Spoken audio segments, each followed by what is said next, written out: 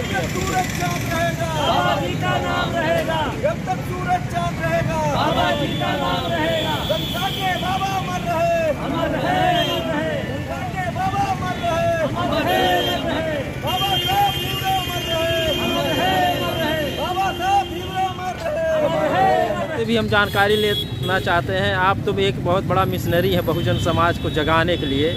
आप शिक्षा का ज्ञान तो दे ही रहे हैं अपने विद्यालय से, लेकिन समाज को भी चल करके जगह जगह आप कैंप के माध्यम से जहाँ भी होता है आप जगाने का, अंधविश्वास पाखंडवाद को दूर करने के लिए आप बहुत बड़ा मिसाल है। जबकि आप एक सरकारी सेवा में रहते हुए बहुत से लोग डरते हैं और आपको डर नहीं लगता है क्या इसे?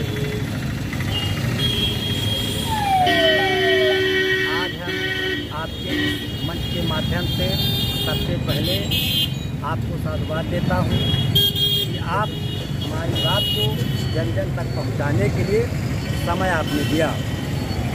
आज 20 दिसंबर बाबा साहब संत गाडगे का परिनिर्वाण दिवस है। इस परिनिर्वाण दिवस के अवसर पर हम सारे बहुजन समाज के लोग एकत्र होकर के आम जनता को संदेश देना चाहते हैं। जब 6 दिसंबर को बाबा साहब डॉक्टर भीमराव अम्बेडकर ने अपना प्राण छोड़ दिया, उसका धक्का संत गाडगे बाबा को इतना अधिक सदमा पहुंचाया कि उन्हें लगा हमारे बहुजनों का नेता चला गया, अब हमारे बहुजनों का क्या होगा। ऐसी परिस्थितियों में बाबा साहब संत गाडगे उनका अम्बेडकर जी का साथ छूटने का सदमा बर्दाश्त नहीं कर पाए और कुल 14वें दिन बीतते बीतते उन्होंने अपना प्राण छोड़ दिया।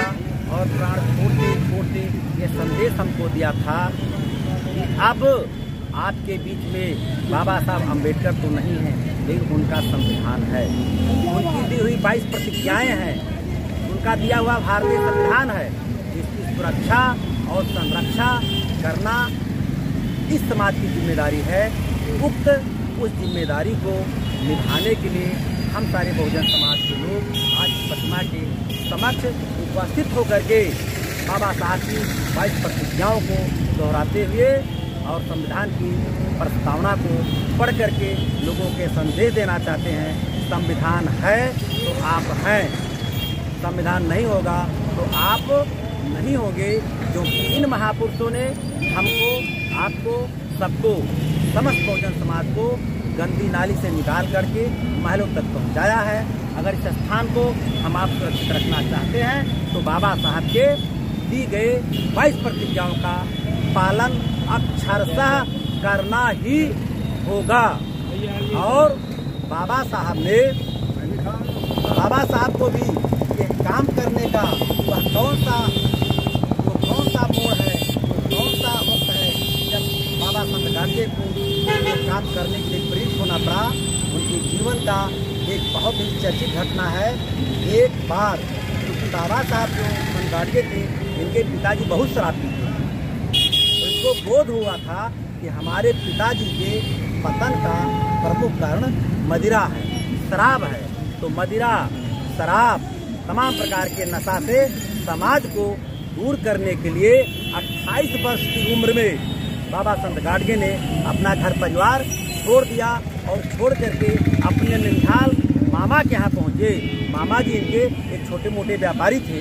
पैसा इकट्ठा करके गांव के किसी व्यापारी से, किसी सामंतवादी से कुछ ज़मीनें खरीद लिया, लेकिन खरीदने का कोई दस्तावेज उनके पास नहीं रहा।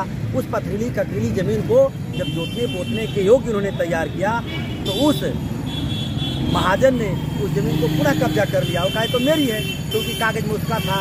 उसी समय इन्हें धक्का लगा और पता लगा कि मेरे जैसा व्यक्ति अगर अपनी दी हुई संपत्ति को, अपनी पाई हुई संपत्ति को, अपनी खरीदी हुई संपत्ति को सुरक्षित नहीं रख पा रहा है, इसके पीछे कारण क्या है कि हम पढ़े लिखे नहीं हैं।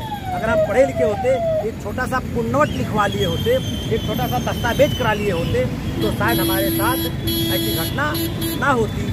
उसी दिन उन्होंने अपने मामा का भी घर छोड़ दिया और उन्हें एहसास हुआ समाज को आगे बढ़ाने के लिए 2 चीज़ें बहुत ही आवश्यक है। नंबर 1 शिक्षा और नंबर 2 स्वच्छता।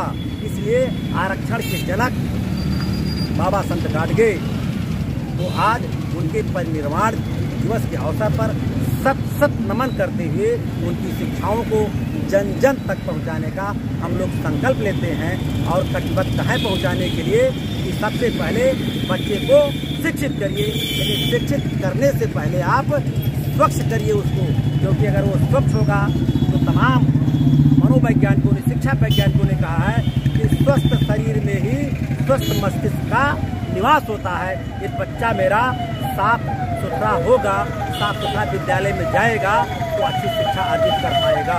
और बाबा साहब अपने अशिक्षित थे, पढ़े लिखे नहीं थे, लेकिन समाज में पैदल चल करके 100 से अधिक संस्थाओं का विकास किया था। समता, स्वतंत्रता और बंधुत्व की भावना को लोगों तक जन जन पहुँचाने के लिए उन्होंने 84 संस्थाएं गठित किया था, जिनमें 20 विद्यालय थे और अनाथालय थे और सराहें थी, जिससे लोगों को बेहतर संदेश मिल सके, हमारा समाज स्वच्छ, स्वस्थ, शिक्षित और सुरक्षित रह सके। इस चंद शब्दों के साथ अपनी वाणी को विराम दूंगा और आपके चैनल को एक बार पुनः साधुवाद देता हूं कि आप अपने चैनल के माध्यम से लोगों के पास जन जन तक महापुरुषों की आवाज़ को पहुंचाने का काम कर रहे हैं। Thank you.